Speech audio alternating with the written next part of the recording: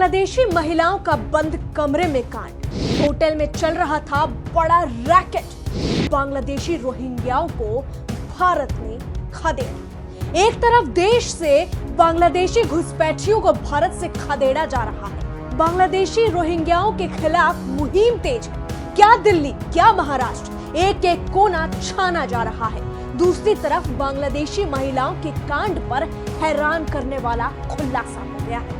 Hotel के बंद कमरे में इनके षड्यंत्र का जखीरा पकड़ा गया है। फिलहाल सबसे ज्यादा महाराष्ट्र में बांग्लादेशी घुसपैठियों पर कार्रवाई की तेज खबरें आ रही है। मुंबई, नासिक, नांदेड़, संभाजी नगर में ऑपरेशन जारी है। चूंकि महाराष्ट्र के मुख्यमंत्री देवेंद्र फडणवीस ने सख्त आदेश दिए हैं कि अवैध रूप से रह रहे रोहिंग्याओं की पहचान की जाए। जी हां, फिलहाल देश के कई राज्यों में अवैध बांग्लादेशी और रोहिंग्या के खिलाफ बड़ी मुहिम चल रही है। दिल्ली की बात करें तो अब तक पुलिस ने 15 दिन में 12 बांग्लादेशियों को गिरफ्तार किया। मुहिम इतनी तेज है कि प्रशासन वेरिफिकेशन के लिए घर घर पहुंच गया है। उनकी आईडी की जांच भी चल रही है। इस बीच महाराष्ट्र आतंकवाद निरोधक दस्ते यानी एटीएस ने बीते दिनों अवैध रूप से भारत में प्रवेश करने के आरोप में 9 बांग्लादेशी नागरिकों को गिरफ्तार किया। अधिकारी के मुताबिक एटीएस ने पिछले महीने से एक विशेष अभियान के तहत 19 मामलों में 43 बांग्लादेशी नागरिकों को गिरफ्तार किया। पिछले 4 दिनों में मुंबई, नासिक, नांदेड़ और छत्रपति संभाजी नगर में स्थानीय पुलिस की मदद से ताजा कार्रवाई की गई। पुलिस अधिकारी ने बताया कि आरोपियों ने जाली दस्तावेजों का इस्तेमाल कर आधार कार्ड बनवाए थे। अभी इनकी खबरें चल ही रही थी कि अब महाराष्ट्र के ठाणे में 3 बांग्लादेशी महिलाएं गिरफ्तार हो गई जो होटल में कांड करती थी। अगर पुलिस उसे समय पर नहीं पकड़ती तो मामला हाथ से निकल सकता था।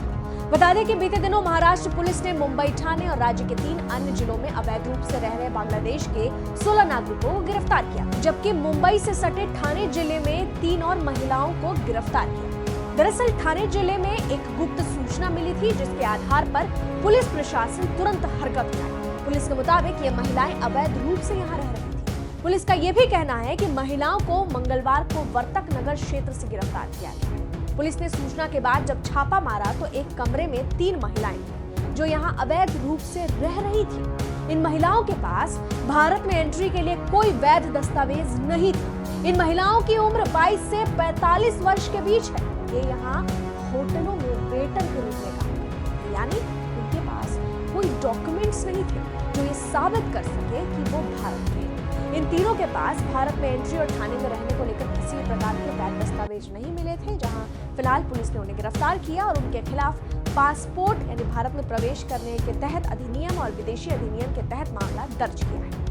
पुलिस के मुताबिक महिलाएं ठाणे में अवैध रूप से रहकर काम कर रही थी। पुलिस अब इस मामले में और जांच कर रही है ताकि ये पता लगाया जा सके कि इन महिलाओं को भारत में अवैध रूप से रहने और काम करने में किसने मदद की। पुलिस अधिकारी ने कहा कि इन महिलाओं को गिरफ्तार करने के बाद उन्हें ठाणे पुलिस स्टेशन में रखा गया। अब इन्हें कोर्ट में पेश किया जाएगा। ये भी जांच करने में जुटी हुई है कि ये महिलाएं किस तरीके से भारत में घुसने में सफल हुई और उनकी वैध एंट्री में कौन शामिल है। बहरहाल ये अभियान पूरे देश में चल रहा है जहां बांग्लादेशी रोहिंग्याओं को खदेड़ा जा रहा है। उनके जो आईडी है वो भी जांचे जा रहे हैं, पड़ताल किया जा रहा है। बहरहाल इस बीच हम आपको ये भी बता दें कि जब से बांग्लादेश में हिंदुओं के खिलाफ अत्याचार बढ़ा उसके बाद से इन रोहिंग्याओं के या आप ये कहिए कि जो घुसपैठिए हैं वो ज्यादातर भारत में घुसने की कोशिश कर रहे हैं। लेकिन इस बीच हमारे देश की एजेंसी, भारत सरकार और तमाम जो राज्य की सरकारें हैं इस पर अलर्ट मोड पर हैं। लेकिन इस बीच